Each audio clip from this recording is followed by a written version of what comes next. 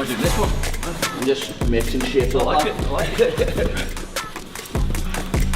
Oh no!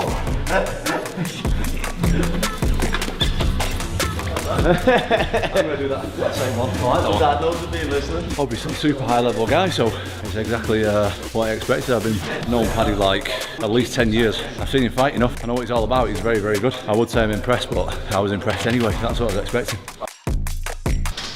Just nearly pulled the scaffolding down like that. Yeah. No, it's not that bad.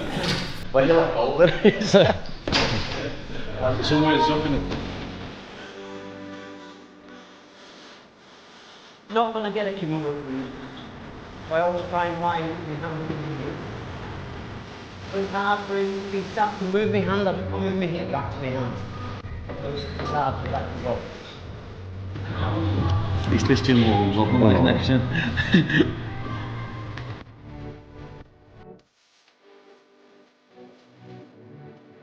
Tom Aspinall has officially teamed up with Paddy Pimblett in training, and fans are buzzing with one big question. Who is Tom getting ready for? Is it the long-delayed showdown with John Jones, or a potential war with Francis Ngannou? Either way, the heavyweight champ is locked in, and his camp is already showing signs of something big brewing.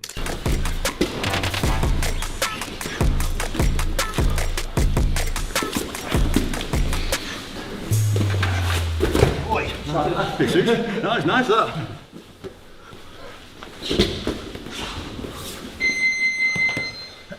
We finished last the check me weight, see how fast I am. What weight are you fighting at down on the weekend? 77. 77. Honestly, I'm in the range where like I don't even have the option to go lower because I'm so big. I don't have like loads of body fat or nothing. No, but like I'm fit at like... Yeah, fucking hell, lad, you know Derek Lewis? Fucking hell, bam bam Suivasa. He is like over 300 pounds, isn't he? That's what happens when you do shoeies for a laugh, innit? 3 2-minute rounds. Yeah, we'll swap. And all we're doing is up and down again. I'll shout out what you're doing. All fast. Everything fast. Don't know what fast is anymore.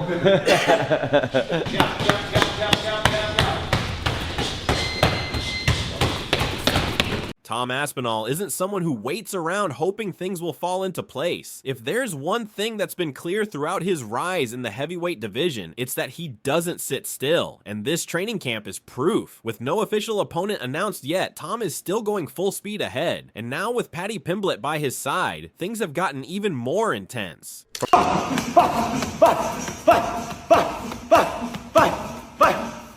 Fast as you can, come on!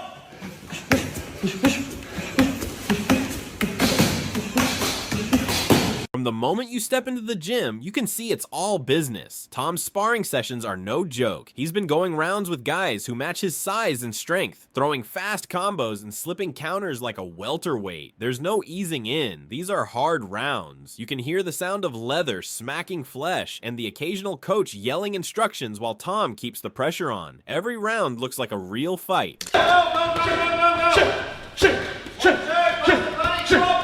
1 minute left. Let's go! Faster, faster, faster! Time for quick! 10-second break. 9, 8, let's go!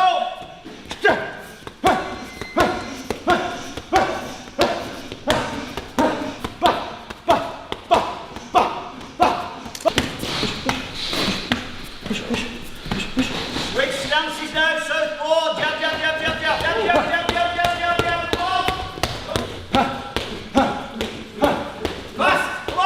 Me and Paddy have known each other for a long time, but that's actually the first time we trained together, so it was good.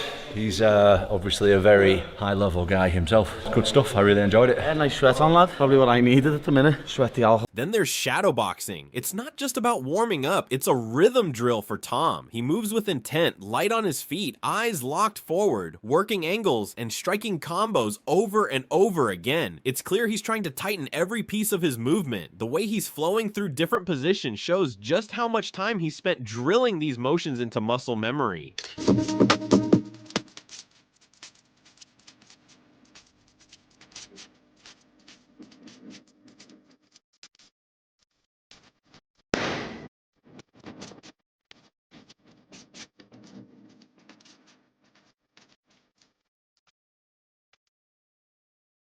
And let's talk about grappling, something people sometimes overlook in heavyweights, but not with Tom. He's rolling hard on the mats, chaining submissions, and improving control from top and bottom. He's not just defending, he's attacking, constantly working through scrambles and takedown drills with high-level partners. Paddy joins in for these too, forcing Tom to keep up with Paddy's slick jiu-jitsu and speed.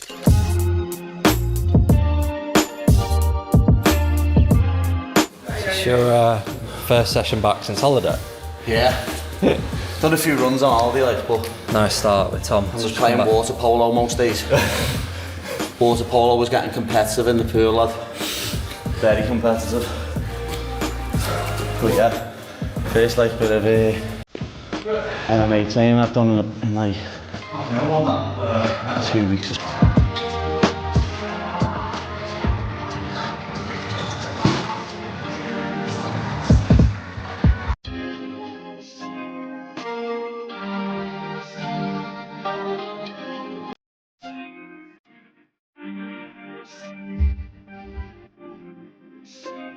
The two of them, Paddy and Tom, might seem like an odd pairing at first. One's a loud, high-energy lightweight, the other a calm, explosive heavyweight, but when they train together, it just works. Paddy brings a creative, unpredictable style that forces Tom to adapt on the fly, and Tom brings that strong, disciplined mindset that sets the tone for the entire gym. Together, they push each other, and you can feel the energy building every single day. Surprised? I wasn't surprised. I knew that was going to happen, especially because I was at Chandler's fight, his previous fight in New York when he fought Charles Oliveira, and there was some talks about him fighting Paddy at the time, and I remember watching from the perspective that he's going to fight Paddy, and I was thinking, Paddy's on a different level to this guy, and he showed it. It was good, really good performance, and he's got a massive. Heavy bag sessions have been brutal. Tom's throwing full combinations, mixing in knees and elbows, and ending every round with a burnout, punching the bag until the timer runs out. There's no slacking. He's training like he's already signed a contract for a 5-round war. His power looks insane, but what stands out most is his pace. For a heavyweight, Tom moves like a middleweight, and he's making sure his conditioning matches that.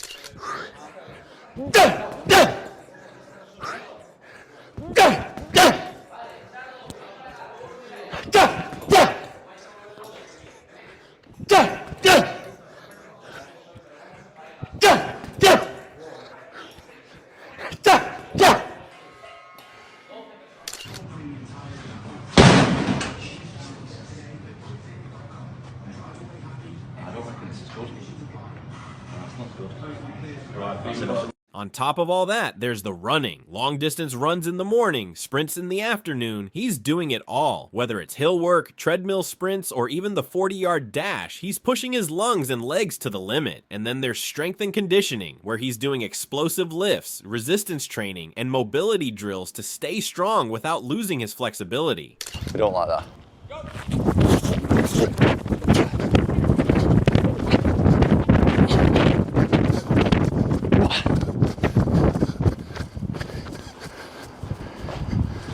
Oh, I'm in the NFL. Yeah, I'm happy with that. It's all right, isn't it? Very good. Do you want to do one more? This kind of training isn't just about staying ready. It's about building towards something. Tom said it himself. He hasn't been preparing for one specific fighter. He's been training to get better across the board. That's what happens when you've spent the last year in limbo. He didn't know who or when he'd be fighting, but that didn't stop him. He was in the gym twice a day, every day, improving, and that's what separates him from the rest. Stone to shoulder, let's go, man. Yes, it's a heavy one. Yeah, oh, he's got up. Oh, he's got up, yeah, he's got up. Yeah, perfect. That was Fuck me, that's heavy. hang on. Now, when it comes to John Jones, it's obvious Tom is over it. He even joked that Jones is out living his best life in Thailand while the division sits on pause. And honestly, he's not wrong. Tom said that if it were anyone else holding up the title for this long, they'd have been stripped by now. He's not bitter, just fed up. The waiting, the questions, the speculation, it's been exhausting. And at this point, he's moved on mentally. He wants to fight, not talk. He admitted that the last 6 months were frustrating, not because of injury or lack of effort, but because nothing was happening. No opponent, no plan, no timeline. And for someone who loves fighting as much as Tom does, that's the worst kind of punishment. He didn't get into this sport for money or titles. Those things are nice, sure, but at the core, Tom just loves fighting. That's what drives him. That's what keeps him in the gym when there's no date and no name across the contract. Gotta ask you. You know what I'm gonna ask you first? John Jones. Oh yeah. That old one, living his best life, mate, isn't he, in Thailand? So everybody reaches a sell-by date, don't they? Everybody's got a time limit. He's reached it, and we move on. I reckon anyone else in that position would have been stripped. I was talking to Adam Cattle about it the other week. Yeah, like, seen it. He should be stripped now. It obviously was a bit annoying at the time, but it's all in the past now. We're moving forward. Everything's good. We can get fighting again, and I just want to get fighting, mate. Do you know what I mean? Must be fucking sick of getting asked about that, you know. It's it's not the best. You know what? It's better now because I do know what's going on a little bit, and I am going to fight soon, so that's nice. But for like the last kind of 6 months, I've just not known what's going on. Do you know what the worst bit is? Is like, you know this yourself. It's like money, fame, titles, rankings, all that aside, I just love fighting. Yeah, exactly. I just like fighting people. That's what I got into it for. I didn't get into it for anything else. All the other stuff is just like nice to have on top. I want to be the best fighter I can be. I love it. I'm in the gym every day. It's even more in that case when you're the reigning heavyweight champion of the world and you've got someone holding. It is crazy. Heavyweight champion. It is a crazy situation, but there's a lot of politics, isn't there, in the UFC at the top levels, and it's just like out of my hands. So there's nothing I can really do about it. What's the last 6 months training been then? Where you've been just in limbo? Have you been training to specifically fight Jones, or just been training? No, I've just been. You know what? That's actually one of the positives that's come out of it is, when you've got a fight, you're training for a guy, aren't you? Yeah, you're training for one guy. I've just been training to get better, which is great. Do you know what I mean? I've been like improving and that, and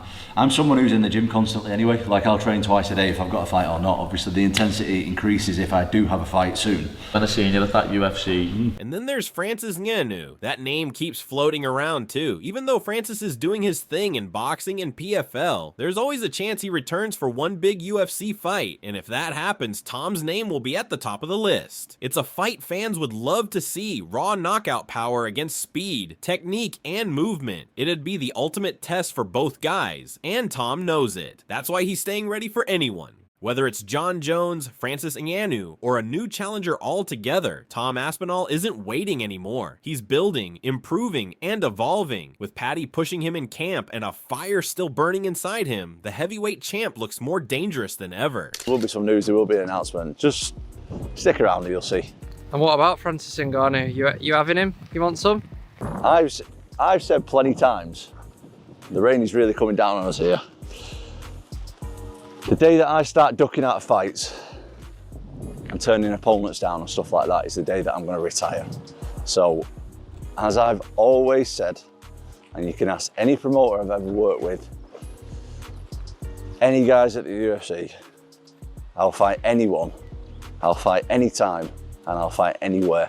Never turned down a fight in my life. Never will. The day that I start thinking about turning down fights is the day that I'll... And just as fans have been wondering what's next, UFC President Dana White finally addressed the elephant in the room. When asked about the John Jones situation and whether there's a chance Francis Ngannou could be brought back for a potential clash, Dana didn't dance around the subject. He made one thing clear: it's Tom Aspinall's fight. This isn't just some placeholder title defense. Dana said they've been in talks with Tom for a long time, and this matchup is his. The UFC knows Tom has been putting in the work and sitting in that holding pattern long enough. And at this point, it's not about convincing Francis or John to show up. It's about giving Tom what he's earned.